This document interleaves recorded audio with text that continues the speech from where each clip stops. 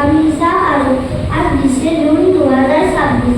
আজকের দিনটি সারা রাজ্য জুড়ে পশ্চিমবঙ্গ দিবস হিসাবে পালিত হয়েছে।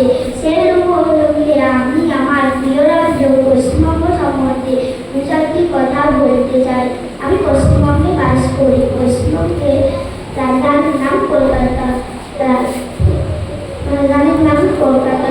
আমাদের রাজ্য 23টি জেলা নিয়ে গঠিত।